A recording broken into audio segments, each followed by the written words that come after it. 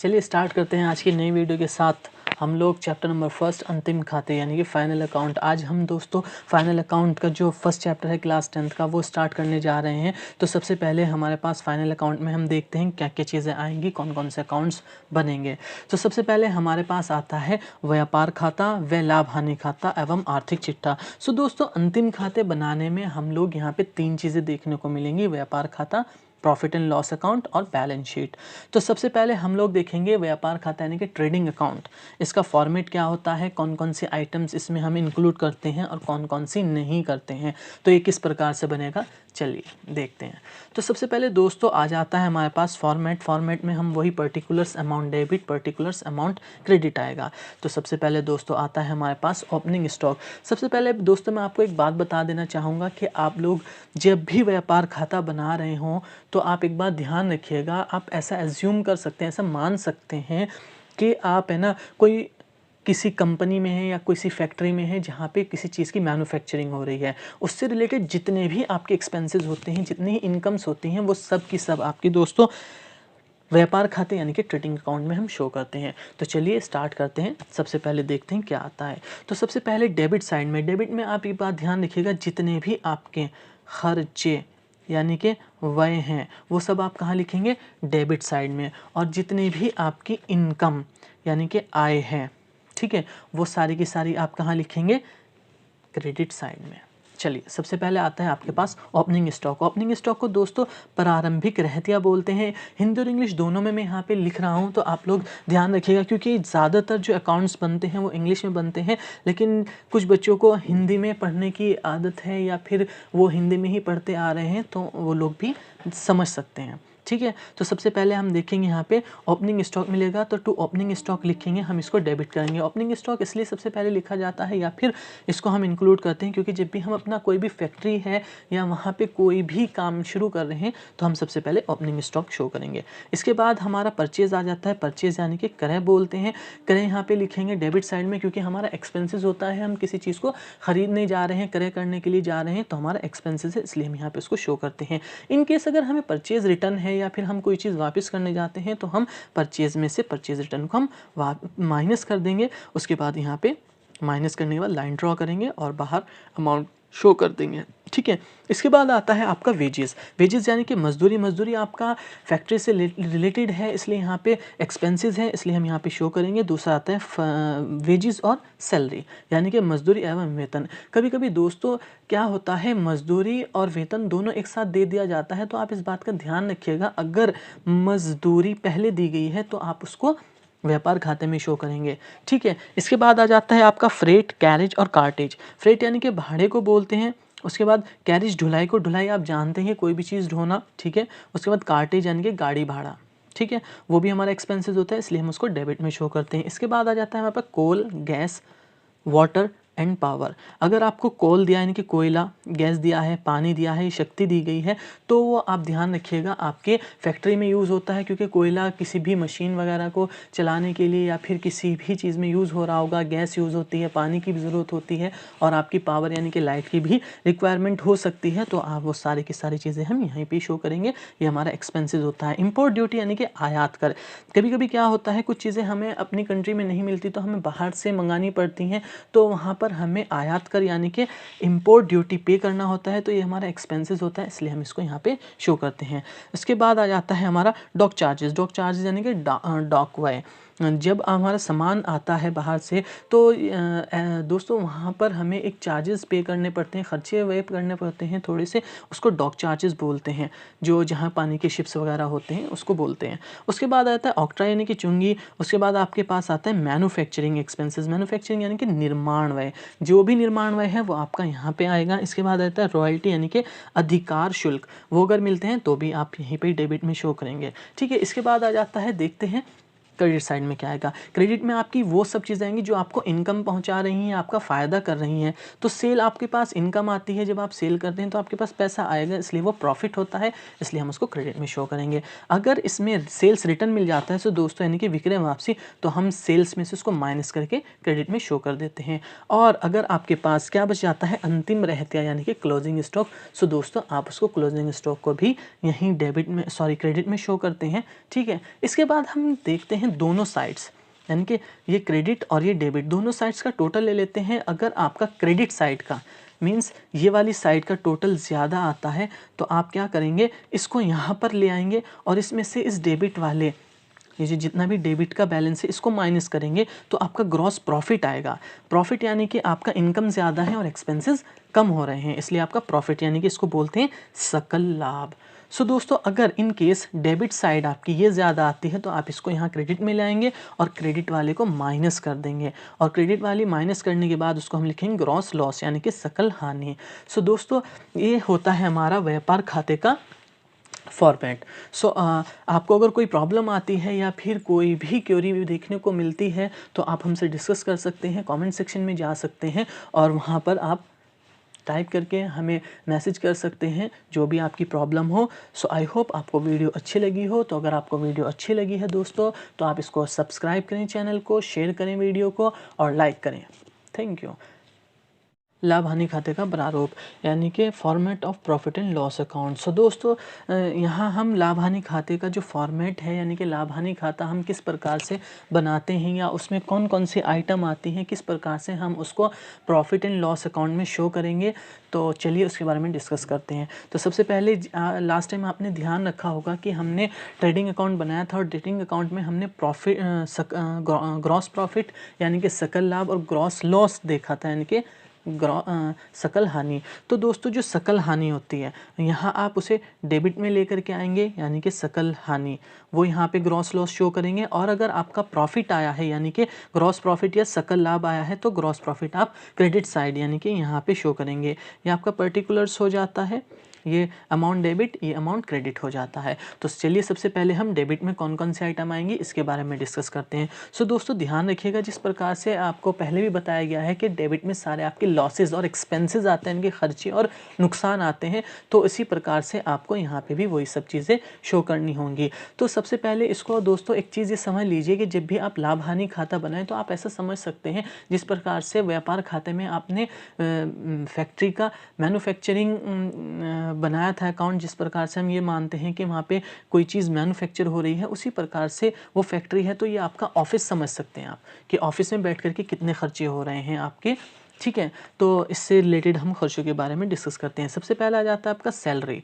यानी कि वेतन। अगर आपको वेतन दिया गया है दोस्तों तो सबसे पहले वेतन आपका प्रॉफिट एंड लॉस के डेबिट साइड में आएगा। और वेतन और मजदूरी अगर दोनों दी गई है आपको यानी कि सैलरी और वेजेस, और वेतन पहले दिया गया है तो वो आपका प्रॉफिट एंड लॉस अकाउंट में जाएगा। और अगर वेजेस और सैलरी दी है तो वो आपका ट्रेडिंग अकाउंट के डेबिट साइड जाएगा। उसके बाद रेंट एंड टैक्स यानी कि किराया और टैक्स पे किया होगा आपने, वो आ जाएगा। स्टेशनरी और छपाई यानी कि स्टेशनरी और प्रिंटिंग, डाक व तार व्यय यानी कि पोस्टेजेस, ऑडिट फीस, वैधानिक व्यय यानी कि लीगल एक्सपेंसेस, बीमा एवं कमीशन, अगर आपको कमीशन आपने कमीशन दिया है या बीमा कराने पे खर्च किया है तो वो आ सकता है। टेलीफोन होता है आपकी उसमें ऑफिस में, उसका एक्सपेंसेस है तो वो पे करना पड़ेगा। एडवर्टाइजमेंट पे आप एक्सपेंस कर रहे हैं तो वो पे करेंगे। निर्यात यानी कि एक्सपोर्ट यानी कि एक्सपोर्ट कर रहे हैं आप अपना गुड्स वगैरह, तो आप उसको यहाँ पे एक्सपेंसेस में शो करेंगे। उस पर जितना भी एक्सपेंसेस होगा। विक्रय कर यानी कि सेल्स टैक्स जो भी पे करेंगे आप, वो भी डेबिट साइड। डिस्काउंट दी यानी कि कटौती दी यानी कि डिस्काउंट अगर पे कर रहे हैं तो आप डेबिट साइड में शो करेंगे उसको, ठीक है। और अगर आपको डिस्काउंट मिल रही है तो आपकी इनकम हो रही है, उसको आप क्रेडिट साइड में शो करेंगे। इसके बाद आ जाता है आपका मनोरंजन व्यय यानी कि एंटरटेनमेंट एक्सपेंसेस। अगर आपने अपने किसी एंटरटेनमेंट पे एक्सपेंस किया है तो आप उसको इसमें लिखेंगे। मरम्मत एवं नवीनीकरण यानी कि रिपेयर करने पे आपने जितने भी खर्चे किए होंगे दोस्तों वो आपका यहाँ पे डेबिट साइड में आ जाएगा। उसके बाद आ जाता है आपका ब्याज चुकाया यानी कि इंटरेस्ट पे किया होगा आपने, लोन वगैरह कुछ लिया हो या किसी भी चीज़ पे आपने इंटरेस्ट पे किया हो तो आपका एक्सपेंसेस है, तो you have to shown in this side. दान और नमूने, डोनेशन आपका यहाँ पे आ जाएगा। व्यापारिक खर्च यानी कि ट्रेड एक्सपेंसेस यानी कि ट्रेड में आपने कुछ एक्सपेंस किया होगा, खर्चे किए होंगे, वो भी आपके एक्सपेंसेस है तो आप उसे यहाँ पे शो कर देंगे। यात्रा वह यहाँ पे आ जाएगा। ट्रैवलिंग एक्सपेंसेस, कार्यालय के खर्चे, ऑफिस एक्सपेंसेस। सो दोस्तों, एक चीज़ मैं आपको पहले बता देना चाहूँगा, आपको इन सब आइटम्स को रटना नहीं है, आपको इनको समझना है। अगर आप है ना उसको मैन्युफैक्चरिंग यानी कि निर्माण की तरह वहाँ पे जैसे ट्रेडिंग अकाउंट में कोई चीज़ आप बना रहे थे उससे रिलेटेड एक्सपेंसेस थे, तो यहाँ पे आप ये समझिए कि आप एक कहीं ऑफिस में बैठे हैं और वहाँ से रिलेटेड खर्चे ही लिखने हैं आपको। जो चीज़ें वहाँ पे आ गई हैं वो यहाँ पे नहीं आएंगी, ठीक है। चलिए दलाली हो गई यानी कि ब्रोकरेज हो गई, जर्नल एक्सपेंसेस हो गया, बैड डेट्स हो गए। बैड डेट्स मतलब जो आपका पैसा किसी से आपसे लोन ले रखा है, आपसे उधार ले रखे हैं और उन्होंने, या फिर गुड्स परचेज कर रखा है और उन्होंने पैसे लौटाए नहीं, वो डूब गए, उनको बोलते हैं अप्राप्य ऋण, यानी कि जो प्राप्त नहीं हुए लोन। कार्यालय का बिजली व इलेक्ट्रिसिटी है ऑफिस की, वो यहाँ पे होगी। विक्रय खर्चे, सेलिंग एक्सपेंसेस है, उससे रिलेटेड यहाँ पे आएंगे। आग अथवा चोरी से हानि यानी कि लॉस बाय फायर और थेफ्ट। लाइसेंस फीस है आपकी, वो आ जाएगी। बिलों पर छूट यानी कि रिबेट ऑन बिल्स आपको पे करना पड़ जाए। विभिन्न संपत्तियों पर ह्रास, डेप्रिसिएशन ऑन एसेट्स। डेप्रिसिएशन आप लोगों को बहुत अच्छे से पता होगा कि क्या होता है। डेप्रिसिएशन का मतलब ये होता है कि आपकी कोई अगर संपत्ति है ना दोस्तों, तो उस पे जो डेप रखता है, डेप इन द सेंस, मान लीजिए आपकी कोई एसेट्स हैं, कोई फर्नीचर है, कोई टेबल आपने ले रखी है और मान लीजिए आपने उसे कुछ टाइम यूज़ किया, तो सोचिए अगर आपने जब उसको नई ली होगी तो यूज़ करने के बाद यानी कि 1 ईयर के बाद क्या आपकी क्या आप ये कह सकते हैं वो उतने की ही रही होगी, तो उसकी कॉस्ट में कुछ ना कुछ गिरावट आई होगी, यानी कि उसकी कमी आई होगी। सो दोस्तों ये जो कमी आती है अप्रचलन के कारण, यानी कि यूज़ करने के बाद किसी भी एसेट्स को उसकी वैल्यू में डिक्रीज़ होती है, उसको हम डेप्रिसिएशन बोलते हैं। तो अगर डेप्रिसिएशन लगा है यानी कि वो हमारा एक्सपेंसेस होता है, इसलिए हम उसको यहाँ पे शो करेंगे, यानी कि एक तरीके से हमारा लॉस है। निकराए व्यय, नोटिंग चार्जेस पे किए हैं किसी बिल पे आपने, वो एक्सपेंसेस हैं, वो यहाँ पे आ जाएंगे आपका। उसके बाद आपका आ जाता है शुद्ध लाभ। शुद्ध लाभ यानी कि अगर आपने टोटल इनकम साइड, पहले चलो इनकम साइड देख लेते हैं क्या है। इनकम साइड में सकल लाभ दिया गया है। अगर ग्रॉस प्रॉफिट दिया गया है वो आपका क्रेडिट साइड आएगा, क्योंकि क्रेडिट साइड सारे के सारे प्रॉफिट्स हम शो करते हैं। उसके बाद कटौती आ जाती है, कटौती प्राप्त की, यानी कि डिस्काउंट रिसीव किया। अगर पे किया तो डेबिट में, रिसीव किया है तो क्रेडिट में। कमीशन पे किया है तो डेबिट में, रिसीव किया है तो क्रेडिट में। किराया, रेंट पे किया है तो डेबिट में, रिसीव किया है तो क्रेडिट में। ब्याज पे किया है तो डेबिट में, रिसीव किया है तो क्रेडिट में। अप्राप्य ऋण वसूल हुए, यानी कि दोस्तों जो पैसा हमारा डूब रहा था, कभी कभी वो पैसा हमारा रिकवर हो जाता है, यानी कि हमें मिल जाता है, तो एक तरीके से हमारा प्रॉफिट हो जाता है, इसलिए हम इसको क्रेडिट साइड में शो करेंगे। विनियोगों से प्राप्त आय, विनियोगों से प्राप्त का मतलब कोई हमें इंटरेस्ट मिला है उस पर, या कोई इनकम हुई है इन्वेस्टमेंट पे, तो हम उसको क्रेडिट साइड शो करेंगे। अंशों पर लाभांश यानी कि डिविडेंड ऑन शेयर्स, अन्य इनकम्स अगर दी गई हैं वो। सो दोस्तों इसके बाद हम डेबिट और क्रेडिट दोनों साइड्स का टोटल लेंगे। अगर आपका इनकम यानी क्रेडिट साइड यानी कि इनकम साइड ज़्यादा है और आपकी डेबिट साइड कम है, तो हम उसमें से इसको माइनस कर देंगे, तो हमारा नेट प्रॉफिट आ जाएगा। और ये नेट प्रॉफिट हम बैलेंस शीट में लायबिलिटी में जा कर के कैपिटल में ऐड कर देंगे। और अगर आपका डेबिट साइड ज़्यादा आता है आपके क्रेडिट साइड से दोस्तों, तो ये आपका लॉस है, तो आप इसको लॉस दिखाएंगे, यानी कि नेट लॉस। और इसको भी आप कैपिटल में ट्रांसफ़र करेंगे बैलेंस शीट के लायबिलिटी साइड में। लेकिन फ़र्क कितना है, अगर आपका प्रॉफिट होता है तो आप उसको ऐड करेंगे, और अगर लॉस होता है यू हैव टू माइनस, तो आप उसको माइनस करेंगे। ठीक है, चलिए इसके बाद आ जाता है हमारा बैलेंस शीट। सो दोस्तों अब बारी आती है हमारी बैलेंस शीट की। बैलेंस शीट यानी कि आर्थिक चिट्ठा। आर्थिक चिट्ठे में सबसे पहले हम 2 चीज़ें देखने को मिलेंगी हमारी बैलेंस शीट। आर्थिक चिट्ठे को बोलते हैं बैलेंस शीट। चलिए बैलेंस शीट।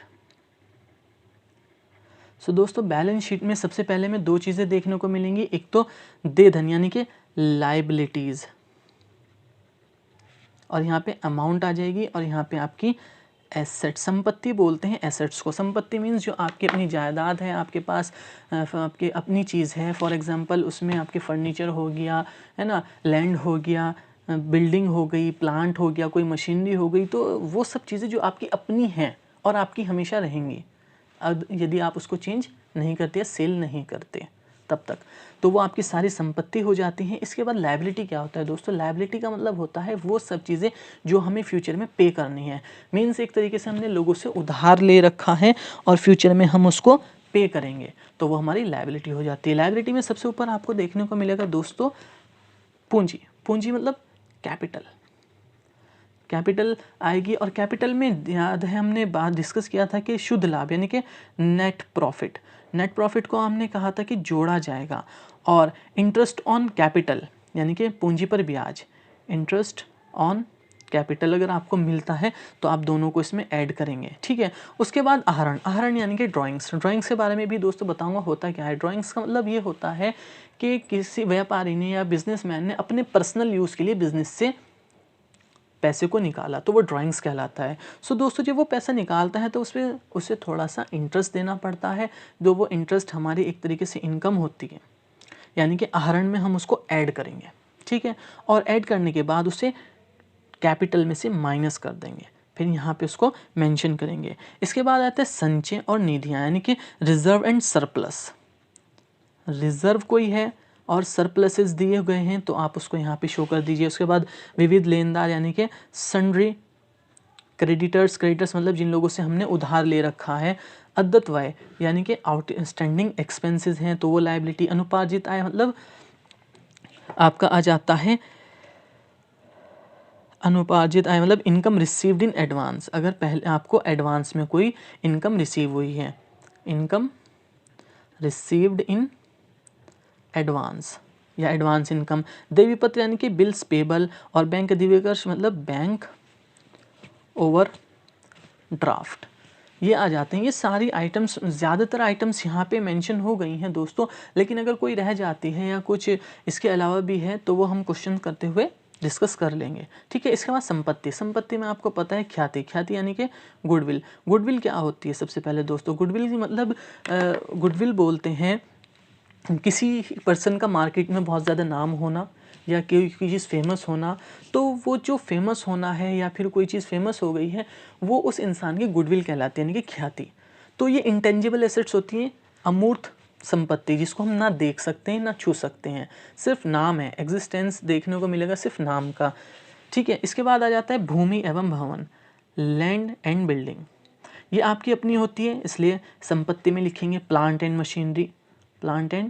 मशीनरी। इसके बाद फर्नीचर देखने को मिलेगा, आपका फर्नीचर आ जाएगा। अंतिम रहतिया यानी कि क्लोजिंग स्टॉक, ठीक है।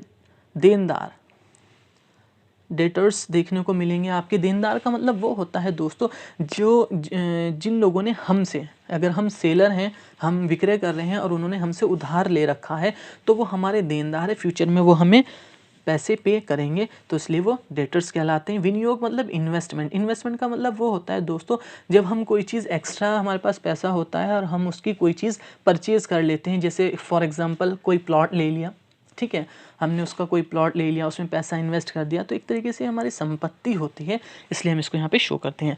प्राप्य विपत्र, बिल रिसीवेबल, ये आपको पता ही है क्या होता है। रोकड़ बैंक में, कैश एट बैंक, कैश में बैंक में आपका पैसा है, ठीक है, वो आपका अपना है, कैश इन हैंड, रोकड़ हाथ में, ओके। उपार्जित आय एक्रूड इनकम, ठीक है, वो इनकम जो भी हमें मिलेगी, हमें कमा तो ली है लेकिन अभी हम तक मिले नहीं, लेकिन हमें फ्यूचर में मिलेगी। पूर्वदत्त यानी कि प्रीपेड एक्सपेंसेस। सो दोस्तों ये सब जो आइटम्स थी हमारी बैलेंस शीट में हम शो करते हैं, यहाँ पे हम इसको मेंशन करते हैं। सो दोस्तों अगर हमारा ये बैलेंस शीट का टोटल यानी कि एसेट साइड और लायबिलिटी साइड्स दोनों की दोनों इक्वल आ जाती हैं तो हमारा आंसर सही होता है, और अगर ये इक्वल नहीं आ पाती सो दोस्तों we have make some mistake somewhere, तो हमने कहीं ना कहीं पे कोई ना कोई कमी छोड़ी है। सो दोस्तों आप देख लीजिएगा, अगर कभी इस तरीके से आंसर नहीं आता तो कहीं ना कहीं मिस्टेक है, और अगर आप दोनों साइड्स इक्वल आ जाती हैं तो हमारा आंसर सही होता है। तो ये बैलेंस शीट का एक फॉर्मेट था जो आज हमने डिस्कस किया। अब हम नेक्स्ट वीडियो मिलेंगे और वो भी नए क्वेश्चंस के साथ। अगर आपको वीडियो अच्छी लगी है दोस्तों तो आप इसको शेयर कीजिए, लाइक कीजिए, सब्सक्राइब कीजिए, और अगर कोई क्वेरी हुई हो, कोई प्रॉब्लम है आपको, तो आप हमें कमेंट सेक्शन में जा कर के मैसेज कर सकते हैं। आई होप हम लोग आपकी हेल्प करें, आपकी प्रॉब्लम का सॉल्यूशन कर पाएँ। Thank you.